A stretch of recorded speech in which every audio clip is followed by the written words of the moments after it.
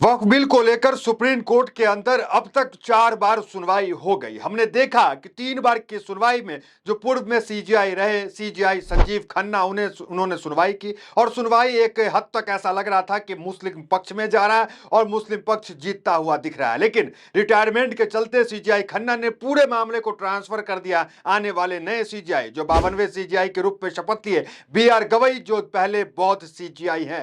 अब देखिए, इनको जो है वक्फ बिल के ऊपर फैसला करना था और ये चौथी बार वक्फ बिल को लेकर बेंच बैठी, जिसमें नए नए सीजीआई पहला दिन ही फैसला करने बैठे वक्फ बिल के ऊपर। बीआर गवई और उनके साथ बैठे एजी मसीह, मतलब 2 जस्टिस की बेंच वक्फ बिल के ऊपर फैसला करने बैठी और उस फैसले में जो बयान दिया वो आपको बताएंगे। उससे पहले आपको बता दें कि सुप्रीम कोर्ट के ऊपर क्या दबाव बनाया जा रहा है। क्या सुप्रीम कोर्ट के ऊपर ऐतिहासिक फैसला जो पहले लिया गया उसको बदलने का दबाव और वक्फ बिल के फैसले को लेकर के भी क्या दबाव बनाया जा रहा है?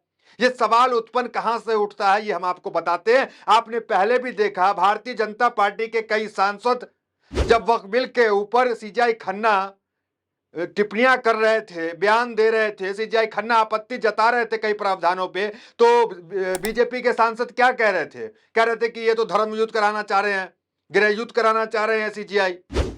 अब जब नए सीजीआई आए हैं, उसके ऊपर किस तरीके से दबाव बनाया जा रहा है, इस पूरे एक वीडियो में पूरी पोल पट्टी हम खोलकर सामने रख देंगे कि कैसे दबाव बन रहा है।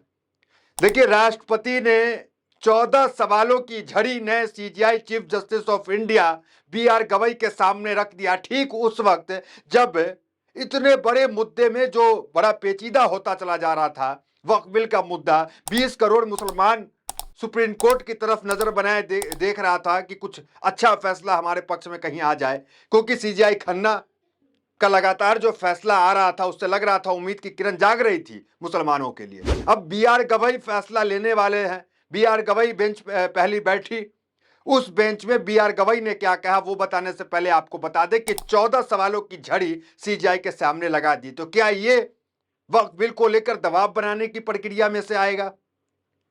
राष्ट्रपति ने जो सवालों की झड़ी लगा दी ठीक उस वक्त जब वक्फ बिल को लेकर सुनवाई होनी थी और जो सुप्रीम कोर्ट ने पहले फैसला किया, ये जो 14 सवाल थे ये दूसरे फैसले के, एक ऐतिहासिक फैसला सुप्रीम कोर्ट ने लिया था उस फैसले को पलटने के लिए। लेकिन क्या इसका दबाव वो उन फैसलों पे नहीं जाएगा, वक्फ बिल के फैसले पे? क्या गारंटी है? देखिए, जब सीजीआई बीआर गवई जब सुनवाई कर रहे थे, चौथी सुनवाई हो रही थी वक्फ बिल को लेकर के, उन्होंने क्या कहा था? उन्होंने साफ आदेश दिया था कि जो प्रावधानों को रोक लगाया था सीजीआई खन्ना ने, वो प्रावधान जारी रहेगा, सरकार उसको नहीं छेड़ सकती है। लेकिन क्या हुआ उत्तराखंड में, क्या हुआ उत्तर प्रदेश में? मस्जिद डिमोलिश की गई, मस्जिद को सील किया गया, मदरसे सील किए गए, ईदगाह सील किए गए।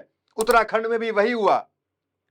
तो क्या जो बीआर गवई फैसला किए, कल की बात है, परसों परसों जो है बेंच बैठी थी, चौथी सुनवाई हुई थी बीआर गवई। क्या कहते बीआर गवई? देखिए, सुप्रीम कोर्ट की पिछली सुनवाई में जिन प्रावधानों पर अंतिम रोक लगाई थी वह अगली सुनवाई तक भी जारी रहेगा। कोर्ट ने केंद्र सरकार से भी स्पष्ट कर दिया कि जब तक यह मामला विचाराधीन है तब तक वह न तो किसी वक्फ संपत्ति को डिनोटिफाई करेंगे और न ही वक्फ काउंसिल या बोर्ड में नई नियुक्ति की जाएगी। यह केंद्र की ओर से दिया गया एक मौखिक आश्वासन है जो 20 मई की सुनवाई तक लागू रहेगा।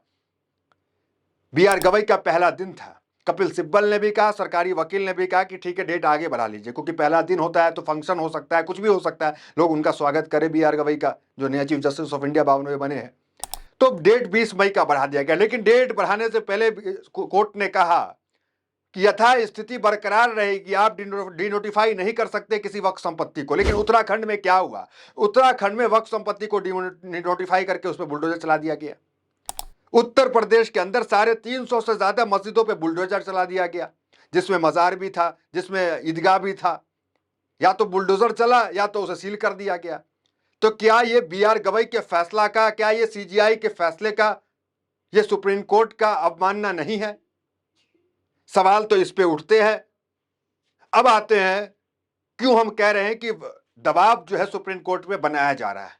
क्यों हम कह रहे हैं? हमने देखा निशिकांत दुबे, उस पर कोई कार्रवाई नहीं हुई।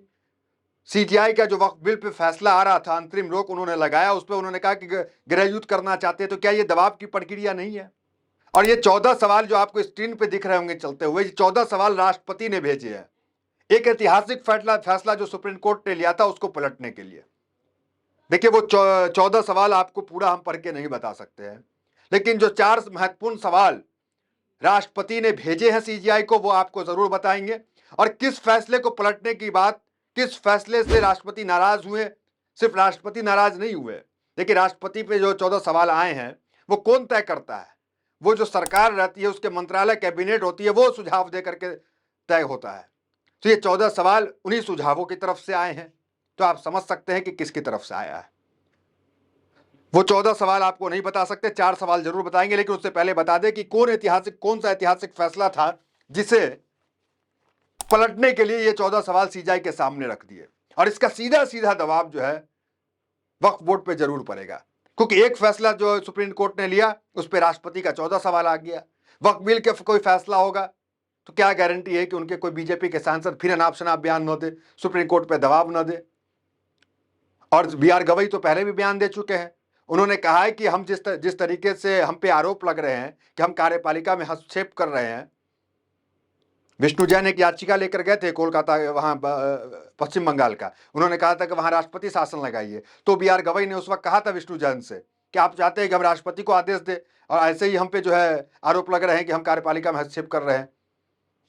तो इस तरह के बयान से क्या आपको नहीं लगता है कि जस्टिस पे दबाव बनता है, तब जाकर जस्टिस इस तरह के बयान देते हैं?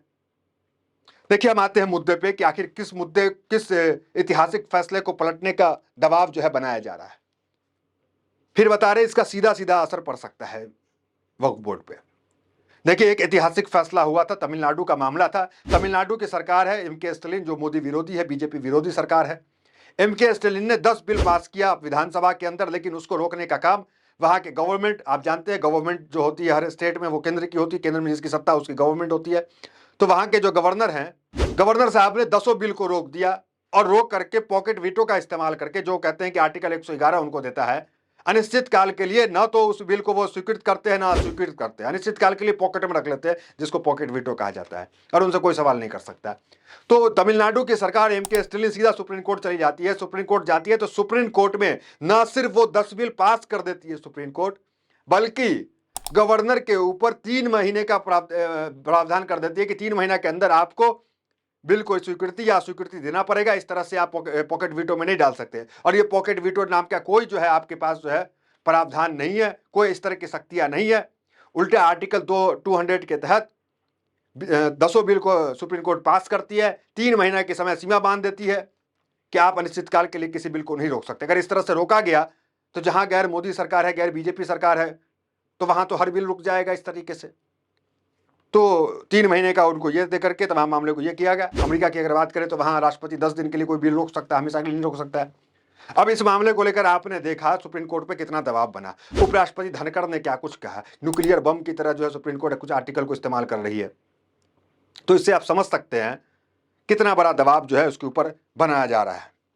और अभी बी आर गवई और एजी मसीह 20 तारीख को वक्फ बिल को लेकर के ये दोनों जस्टिस जो है, जिसमें खुद एक सीजीआई है, वो फैसला करेंगे 20 तारीख को कि क्या कुछ होगा वक्फ को लेकर, क्या अंतरिम रोक लगेगा, क्या फैसले आएंगे। एक बौद्ध तो दूसरे क्रिश्चियन है ये जज, और पहले बौद्ध हैं जिन्होंने 52वें सीजीआई के रूप में शपथ लिया है। ठीक है, आपको हेडलाइंस बताते हैं। दरगाह ध्वस्त, सुप्रीम कोर्ट ने उत्तराखंड से मांगा जवाब, अवमानना याचिका में क्या दलील। दूसरा देखिए, नेपाल बॉर्डर से सटे जिले में चला सीएम योगी का बुलडोजर, 350 अवैध धार्मिक स्थानों पर कार्रवाई। ये तमाम चीजें उत्तर प्रदेश की खबर आपको बताते हैं। उत्तर प्रदेश की योगी आदित्यनाथ सरकार ने नेपाल सीमा से सटे जिले में अवैध धार्मिक निर्माणों के खिलाफ सख्त कार्रवाई शुरू कर दी है। सरकार और निजी जमीन पर बने सैकड़ों मदरसे, मस्जिद, मजारे और ईदगाह को चिन्हित कर या तो सील किया गया या फिर बुलडोजर से गिरा दिया गया। मुख्यमंत्री के निर्देश पर चल रहे इस अभियान में अब तक 350 से अधिक अवैध धार्मिक स्थलों पर कार्रवाई की जा चुकी है। एबीपी न्यूज की रिपोर्ट है ये। सीजीआई का फैसला, खन्ना का फैसला कोई मायने नहीं रखता सरकार के सामने। देखिए दूसरी हेडलाइंस, क्या विधेयकों पर मंजूरी की समय सीमा तय कर सकता है सुप्रीम कोर्ट। पॉकेट वीटो वाले फैसले पर राष्ट्रपति ने पूछे 14 सवाल। ये 14 सवाल जो है वो आपको स्क्रीन पे आ रहे हैं। अब आते हैं सीधा, आपको हम बता देते हैं कि कौन से जो है प्रावधान पे रोक लगा था और फिर उसके बाद बताते हैं कि 14 सवाल में 4 क्या महत्वपूर्ण सवाल था। देखिए पहले किस पे रोक लगा था। वक्फ बोर्ड में नहीं होगी कोई नियुक्ति, ये खन्ना ने भी इस पे रोक लगाया और नए जो सीजेआई आए गवई उसने भी रोक लगाया कि वक्फ बोर्ड पे कोई नई नियुक्ति नहीं होगी, संपत्तियों में बदलाव नहीं होगा, वक्फ बाय यूजर की संपत्ति को डिमोनेटिफाई और नहीं किया जा सकेगा, कलेक्टर कोई बदलाव नहीं कर सकेगा। तो ये कुल मिलाकर ये तमाम जो है महत्वपूर्ण फैसले वो हुए थे। अब सीधा मुद्दे पे आते हैं, वो 5 सवाल जो राष्ट्रपति ने 4 महत्वपूर्ण सवाल जो राष्ट्रपति ने पूछे हैं, जरा वो देख लीजिए। देखिए, संविधान के अनुच्छेद 200 के तहत राज्यपाल का विधेयक प्रस्तुत होने पर उनके पास उपलब्ध संवैधानिक विकल्प क्या है? क्या ये विधायक को अनिश्चित काल तक लंबित रख सकते हैं? क्या सुप्रीम कोर्ट विधायकों पर राज्यपाल या राष्ट्रपति द्वारा निर्णय लेने के लिए समय सीमा तय कर सकती है? विधेयकों को मंजूर, स्वीकार या पुनर्निर्वाचन के लिए वापस करने की प्रक्रिया में कार्यपालिका और न्यायपालिका की सीमाएं क्या हैं? न्याय हस्तक्षेप, क्या न्यायपालिका विधायिका प्रक्रिया में हस्तक्षेप कर सकती है, विशेष रूप से विधायकों को मंजूर देने की प्रक्रिया में? तो ये सीधा सवाल राष्ट्रपति ने क्या है कि क्या न्यायपालिका कार्यपालिका पर हस्तक्षेप कर सकती है? देखिए, कुल मिलाकर राष्ट्रपति के द्वारा साफ संदेश है कि आप हस्तक्षेप नहीं कर सकते। हालांकि ये सवालों में है, लेकिन ये साफ झलकता है कि इशारा किस ओर करता है। फिलहाल खबर इतना, मिलते अगले वीडियो में। बहुत बहुत धन्यवाद।